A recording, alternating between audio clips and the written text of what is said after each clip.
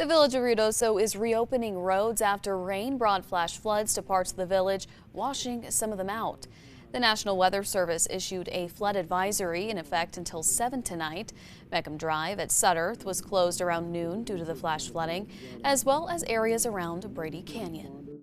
We had at, probably at the height of the 20 to 30-minute event, we had probably 3 or 4 roads closed, but the water quickly receded from those, and crews were there on site to get the debris removed and get the roads back open.